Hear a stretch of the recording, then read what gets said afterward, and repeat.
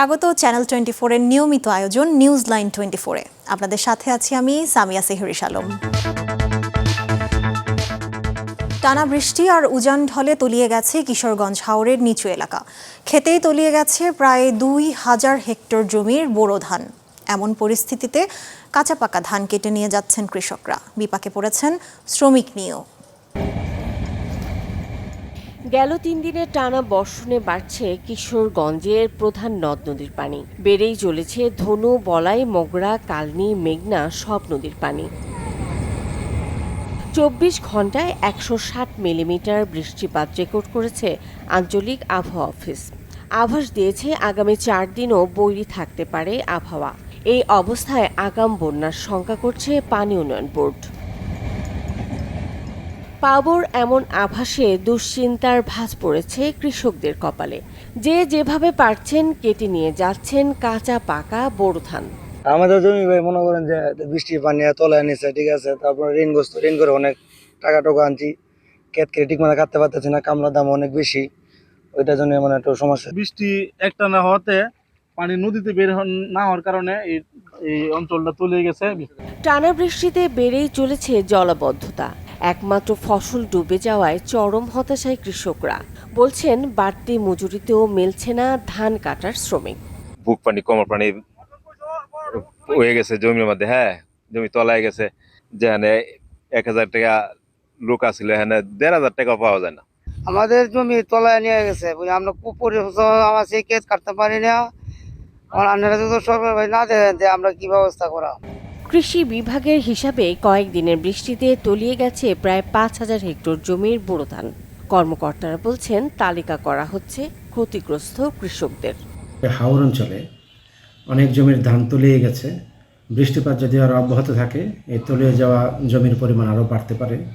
আমরা আমাদের উপজেলা পর্যায়ের সকল কর্মকর্তা এবং জেলা পর্যায়ের কর্মকর্তারা প্রতিনিয়ত মাঠ পরিদর্শন করছি। বৃষ্টির শেষ হলে এবং ক্ষতিগ্রস্ত জমি এবং কৃষকের তালিকা সম্পন্ন করার সাথে সাথে আমরা ঊর্ধ্বতন কর্তৃপক্ষ বরাবর এগুলো প্রেরণ করব। চলতি মৌসুমে কিশোরগঞ্জের 13 উপজেলায় 1,68,262 হেক্টর জমিতে আবাদ করা হয়েছে বোরো ধান। এর মধ্যে হাওরের 3টি উপজেলাতেই চাষ করা হয়েছে 1 লাখের বেশি হেক্টর জমিতে। Desk report, channel 24। এ যেন সিনেমাকেও হার মানায়। গাজীপুরে মায়ের দ্বিতীয় বিয়ে মেনে না নেওয়ায় নিজ সন্তানদের ঘর থেকে বের করে তালা দিয়েছেন এক মা। শুধু তাই নয়, দিয়েছেন চাঁদাবাজি ও লুটপাটের মামলাও। এমন ঘটনায় হতবাক এলাকাবাসী। পুলিশ বলছে, মায়ের মামলায় সন্তানদের বিরুদ্ধে গ্রেপ্তারি পরোয়ানা জারি করেছে আদালত। রফিকুল ইসলাম খানের পাঠানো তথ্য ও চিত্রে ডেস্ক রিপোর্ট। যদি আমি ইলিগেল হই তাহলে আপনারা অ্যাকশন নিতে পারেন। এভাবেই অশ্রু ভেজা কণ্ঠে মায়ের অবিচার আর চাঁদাবাজি মামলার কথা জানাতে গণমাধ্যমের সামনে হাজির 3 সন্তান। আর যদি আমি লিগেল হই অবশ্যই এটার একটা ঘটনার শুরু 2022 সালের নভেম্বরে। স্ত্রী ও 3 সন্তান রেখে মারা যান মজিদ খান। মৃত্যুর আগে সন্তান ও স্ত্রীর নামে লিখে দেন সম্পদ।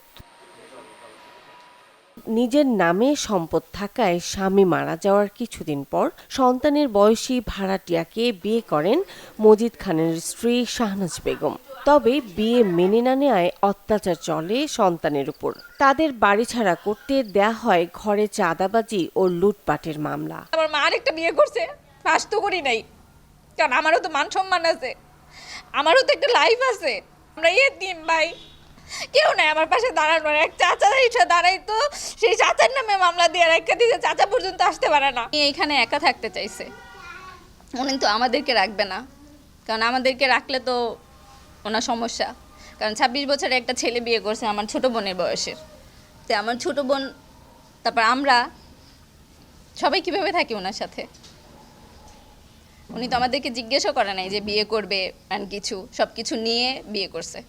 পুলিশের উপস্থিতিতে ঘরের তালা খুলে ঘরে প্রবেশ করে সন্তান মর্জিনা আক্তার। তবে ততক্ষণে ঘরে আর কিছুই নেই। দেখেন সবই লণ্ডভণ্ড। আমার বাসা, আমার বাবার বাসা, আমার মা থাকতেছে। তা আমার মার কাছে তোমরা চাঁদা চাইতে যায়নি, অভিযোগ করছে আতিকুর, আর ও সাক্ষী দিয়েছে আমার মা। যে মা নাকি মার কাছে নাকি চাঁদা দাবি করতে গেছি। সন্তানদের সাথে মায়ের এমন আচরণে ক্ষুব্ধ এলাকাবাসীও জানান, একের পর এক সালিশ বৈঠক অমান্য করে সন্তানদের নামে মামলা করেছে শাহনাজ বেগম। মীমাংসা করবো কইয়া এই না আমাকে নামে মিথ্যা চাঁদাবাজি মামলা দিছে। চাঁদাবাজি মামলা দিছে কার নামে?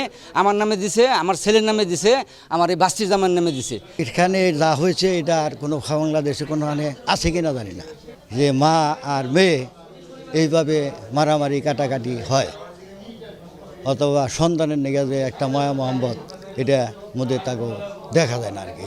মহিলাটার বিয়ে হওয়ার পরে বাচ্চাগুলোর উপরে অত্যাচার করতেছে। তাই আমি এলাকাবাসী হিসাবে আমি এটাই চাই, আমার কাছে, রাষ্ট্রের কাছে এবং আপনাদের মাধ্যমে জনগণের কাছে, রাষ্ট্রের কাছে, প্রশাসনের কাছে একটা সুষ্ঠু তদন্ত করে এই সমস্যাটার সমাধান করে মানুষকে একটা স্থায়ীভাবে থাকার জন্য। এ নিয়ে ক্যামেরার সামনে কথা বলতে রাজি হননি অভিযুক্ত। দাবি, সন্তানদের অত্যাচারে জমি বিক্রিতে বাধ্য হয়েছেন। এখানে তো আমি কোনো প্রতিবাদ করতে পারি না। আমি তো 10 জনের কাছে বিচার চেয়েছি, কেউ বিচারই করে নাই। আমার জায়গা আমি বিক্রি করে যখন সেটাই করি, এখন আমারটা আমি বিক্রি করবো না? আমার আর থাকবার দেয় না। এই নয় ওই 5 তলা থেকে এই নয় জুতা দিয়ে পিটে খেয়ে যায়। পুলিশ বলছে সম্পত্তি নিয়ে মা মেয়ের দ্বন্দ্বে থানায় আলাদা মামলা হয়েছে। এছাড়া আদালতে ওয়ারেন্ট ইস্যু হয়েছে মেয়ের বিরুদ্ধে। মেয়ের নামে ওয়ারেন্ট আছে, মায়ের মামলা করছে। ওনাদের ওয়ারিশ নিয়ে, জায়গা নিয়ে, প্রত্যেক সম্পত্তি নিয়ে। মা আর একজনকে বিয়ে করছে, আবার মেয়ে তার অংশ পায়, এটা নিয়ে মামলা হলে বিজ্ঞ আদালতের মামলা আছে এবং ওয়ারেন্ট আছে। তবে গর্ভধারিণীর সাথে দ্বন্দ্ব নয়, মমতার সম্পর্ক দেখতে চান এলাকাবাসী। দাবি জানালেন সুষ্ঠু সমাধানের। Desk report, channel 24। এক কিশোরীর মৃত্যু ঘিরে বন্ধ হয়ে আছে একমাত্র হাসপাতাল। ফলে চরম স্বাস্থ্যসেবা সংকটে মৌলভীবাজার কমলগঞ্জের চা শ্রমিকরা বলছেন, দূরের হাসপাতালে গিয়ে চিকিৎসকের পরামর্শ নেওয়ার মতো আর্থিক অবস্থা নেই। ফলে ভুগতে হচ্ছে শমশেরনগর এলাকার 15টি মূল ও ফাঁড়িসহ 35টি বাগানের শ্রমিক ও তাদের পরিবারকে। 1994 সালে প্রতিষ্ঠিত 50 শয্যা বিশিষ্ট এই হাসপাতালটি স্থানীয় বাসিন্দাদের কাছে অধিক পরিচিত ক্যামেলিয়া হাসপাতাল নামে। প্রতিষ্ঠার পর থেকেই নানান চিকিৎসা সেবা প্রদান করলেও বর্তমানে তা স্থানীয় চা জনগোষ্ঠীর প্রাথমিক চিকিৎসা সহ নানা জরুরি সেবার একমাত্র ভরসাস্থল। তবে সম্প্রতি স্থানীয় কিশোরী ঐশীর মৃত্যুকে কেন্দ্র করে হামলা ও ভাঙচুরের জেরে গেল মাসের 27 তারিখ থেকে বন্ধ রয়েছে হাসপাতালটি। চা শ্রমিকরা বলছেন, ক্যামেলিয়া হাসপাতাল বন্ধ থাকায় জরুরি চিকিৎসা নিতে যেতে হবে দূরবর্তী সদর হাসপাতালে, যার খরচ বহন করা বেশিরভাগ চা শ্রমিকের পক্ষেই সম্ভব নয়। যদি বেমার উমার গিরলে ওষুধ পানি নাই, আমরা বাগানটা তো বন্ধ আছে। ক্যামেলিয়া কই যাইমু আমরা? সদরে গেল, যাওয়ার পরপরই ডাক্তার দেখে প্রেসক্রিপশন দিল ঔষধ আনার জন্য। ঔষধ আনতে ও যাবে কোথায়? ঔষধ ফার্মেসি পাবে কোথায়? হিমচিম খাচ্ছে, কাকে বলবে, কাকে ধরবে? প্রাথমিক চিকিৎসার বিকল্প ব্যবস্থা না থাকায় জরুরি চিকিৎসা সেবা বঞ্চিত হচ্ছেন রোগীরা। বিশেষ করে নারী, শিশু ও বয়স্করা বেশি ভোগান্তিতে। স্থানীয়দের দাবি, শিগগিরই খুলে দেয়া হোক তাদের ক্যামেলিয়া। আমাদের বাচ্চা কাচ্চা অসুস্থ হলে আমাদের কোনোখানে যাওয়ার জায়গা নেই। আমাদের এই ক্যামেলিয়াটা খোলা ছিল, আমাদেরও ভালো লাগতো। আমাদের অসুস্থ হলে আমরা এখানে আসতাম, দেখাতে পারতাম। এখন বন্ধ হয়ে আমরা দেখাতে পারি না। দয়া করিয়া যদি এই হাসপাতালটা খুলে যেত, আমাদের বাচ্চা কাচ্চার অনেক চিকিৎসা হয়, আমাদের হয়, ব্যথা হয়, জ্বর হয়, আমরা সব সময় এইখানেই আসি। হাসপাতালটি বন্ধ থাকায় চিকিৎসার অভাবে এরই মধ্যে মারা গেছেন 5 থেকে 7 জন বয়স্ক রোগী। তাই হাসপাতালটি খুলে দেওয়ার পাশাপাশি কিশোরী ঐশীর মৃত্যুর সুষ্ঠু বিচার দাবি করেছেন শ্রমিক নেতারা। ঐশী মৃত্যু, ঐশীর অবিদাসকে কেন্দ্র করে যে অপ্রীতিকর ঘটনা ঘটেছে, আমরা বলেছিলাম যে সকল ঘটনার তদন্তপূর্বক আমরা ব্যবস্থা নেওয়ার জন্য আমরা অনুরোধ করেছিলাম। কিন্তু এটা না করে হাসপাতাল বন্ধ করে প্রায় লক্ষাধিক শ্রমিককে কষ্ট দিয়ে চিকিৎসার সেবা থেকে বঞ্চিত করে, আমি জানি না মালিক পক্ষ কি বলতে চায়। কর্তৃপক্ষ বলছে সমস্যা সমাধানে কাজ চলছে। শিগগিরই হাসপাতালটি পুনরায় চালুর আশ্বাস দিয়েছেন কর্মকর্তা। ক্যামেলিয়া কর্তৃপক্ষের সাথে কথা হয়েছে, তারা এখানে একটা উচ্চ পর্যায়ের টিম পাঠিয়েছিল, যারা এখানে তদন্ত করে পরিদর্শন করে তাদের রিপোর্ট নিয়ে গেছে। শীঘ্রই আমরা রিপোর্ট পাবো এবং আশা করি আমরা কোনো একটা ভালো পজিটিভ রেজাল্ট পাবো। শীঘ্রই ক্যামেলিয়া হাসপাতাল চালু করবো বলে আমরা আশা রাখি। এই বিষয়ে আমাদের সবসময় যোগাযোগ হচ্ছে, কথাবার্তা হচ্ছে। চা শ্রমিকদের স্বাস্থ্যসেবার একমাত্র ভরসা এই হাসপাতালটি বন্ধ থাকায় পুরো অঞ্চলে সৃষ্টি হয়েছে চরম স্বাস্থ্য সংকট। Desk report, channel 24। ভোজ্য তেলের বাজারে আবার অস্থিরতা। আন্তর্জাতিক বাজারের অজুহাতে বাড়ানো হয়েছে সয়াবিন তেলের দাম, তবে বাজারে এখনও এর প্রভাব পুরোপুরি না পড়লেও বাড়ছে ক্রেতাদের ভোগান্তি আর ক্ষোভ। ভোক্তা অধিদপ্তর সংরক্ষণে বাজার তদারকির দাবি জানিয়েছে ক্যাব। মধ্যপ্রাচ্য যুদ্ধের প্রভাবে গেল 1 মাস ধরেই অস্থিরতা ভোজ্য তেলের বাজারে। অবশেষে ব্যবসায়ীদের দাবির মুখে লিটারে 4 টাকা বাড়ল সয়াবিন তেলের দাম। নতুন দর অনুযায়ী বোতলজাত সয়াবিনের লিটার 199 টাকা আর খোলা সয়াবিন 180। এরই মাঝে বাণিজ্য মন্ত্রণালয়ের সাথে বৈঠকে ব্যবসায়ীদের আবদার, ঈদের পর দাম বাড়াতে হবে আরও। বাড়তি মূল্যস্ফীতির এই সময়ে এমন সিদ্ধান্তে ক্ষুব্ধ ক্রেতারা, যদিও বেশিরভাগ বাজারে বিক্রি শুরু হয়নি নতুন দামের সয়াবিন তেল।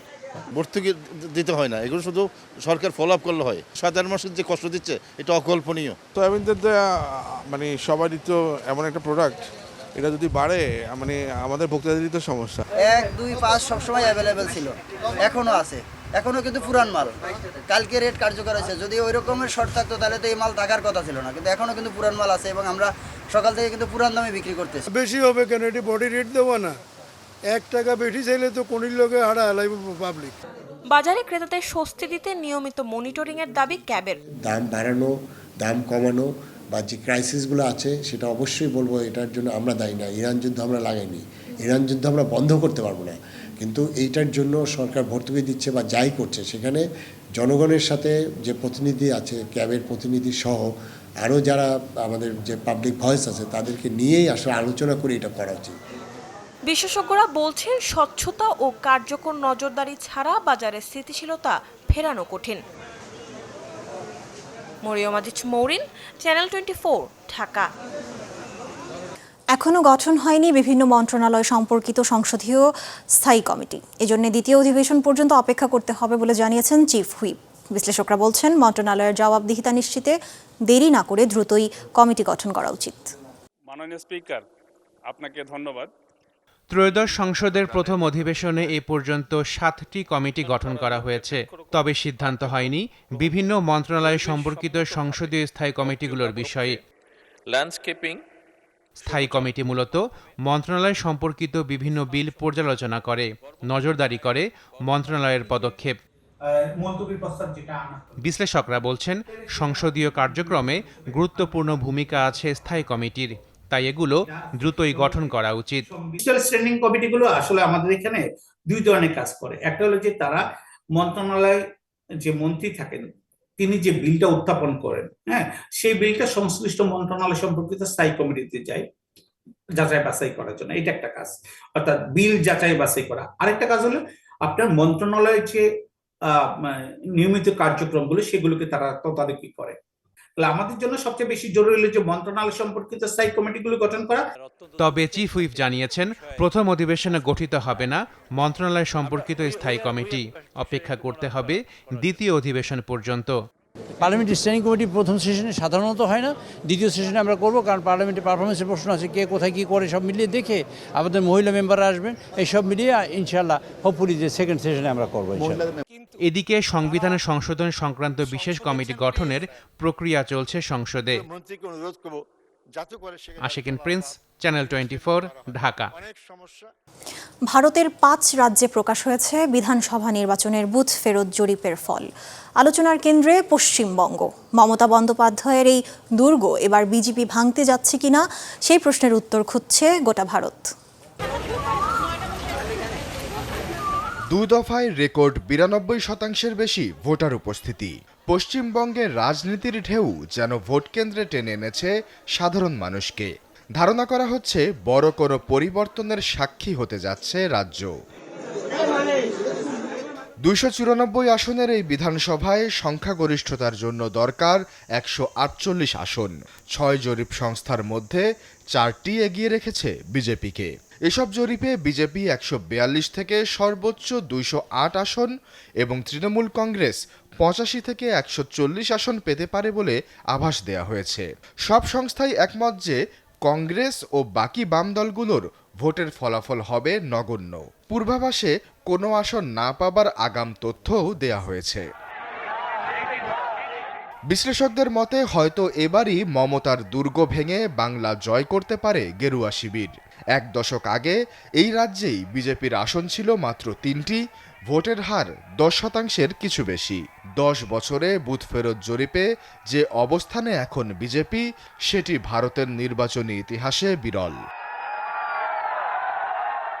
আসাম ও পুদুচেরিতে বিজেপি নেতৃত্বাধীন এনডিএ জোটের জয় প্রায় নিশ্চিত বলে ধারণা করা হচ্ছে। কেরালায় জরিপে এগিয়ে কংগ্রেস নেতৃত্বাধীন ইউডিএফ জোট। জরিপ বলছে তামিলনাড়ুতে জয় পেতে যাচ্ছে ডিএমকে কংগ্রেস জোট। কেউ কেউ আবার এগিয়ে রেখেছে এনডিএকেও। তবে বড় চমক হতে পারে থালাপাতি বিজয়ের টিভিকে দল, যাদের 98 থেকে 120 আসন পাওয়ার পূর্বাভাস রাজনৈতিক মহলে আলোচনার ঝড় তুলেছে। অবশ্য বিশেষজ্ঞরা মনে করিয়ে দিচ্ছেন, বুথ ফেরত জরিপের ভবিষ্যৎবাণী সবসময় সঠিক নাও হতে পারে। তাই চূড়ান্ত ফলের জন্য অপেক্ষা করতে হবে 4 মে পর্যন্ত। আশ্বাস চৌধুরী, চ্যানেল 24। চ্যানেল 24-এর নিয়মিত আয়োজন নিউজ লাইন 24-এ এই ছিল আজকের আয়োজন। এতক্ষণ সাথে থাকার জন্য ধন্যবাদ সবাই।